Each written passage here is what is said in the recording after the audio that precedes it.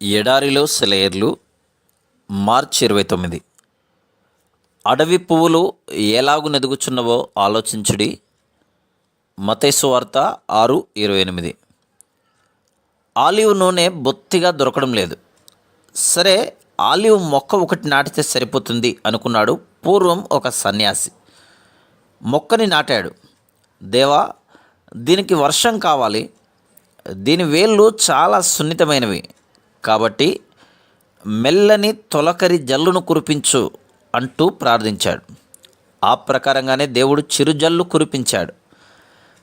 దేవా, ఈ మొక్కకి సూర్యరశ్మి కావాలి, సూర్యుడిని ప్రకాశింపచేయి మళ్ళీ ప్రార్థించాడు. అలానే వెచ్చని సూర్యరశ్మి తొలకరి మేఘాలను చీల్చుకొని ప్రకాశించింది. తేమ కావాలి దేవా, ఈ మొక్క కణజాలాలకు పుష్టి కలిగేందుకు గాను తేమని పంపించు మళ్ళీ ప్రార్థన. చల్లని మంచు తేమ ఆ మొక్కని ఆవరించింది. సన్యాసి సంతోషించాడు. కానీ ఆ సాయంత్రమే ఆ మొక్క వాడిపోయింది. సన్యాసి విచారంగా మరో సన్యాసి ఆశ్రమానికి వెళ్ళి ఇదంతా ఆయనకు వివరించాడు.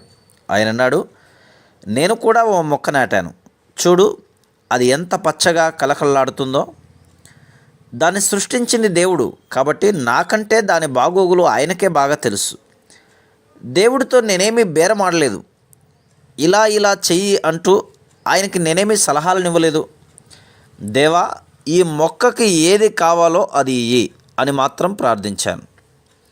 తుఫాను కావాలో, తుషారం కావాలో, నీరెండ కావాలో, నీటి చినుకులు కావాలో, మొక్కకి ఏది అవసరమో ఆయనకు తెలుసు కదా.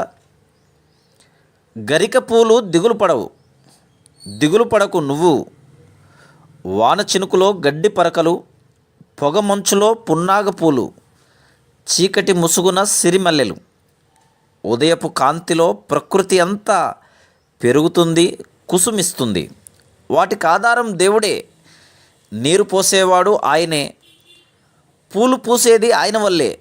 జాజి కంటే, సంపెంగ కంటే, మంచు కడిగిన మల్లె కంటే ఆయనకు నువ్వే ఇష్టం తెలుసుకుంటే నీ బరువు ఆయనదే. కొరతలు విన్నపాలు ఆయనకి చేరాలి. నీ బాధ్యత ఆయనదే. నిశ్చింతగా ఉండు, అంతా ఆయనకు వదిలి. Praise the lord.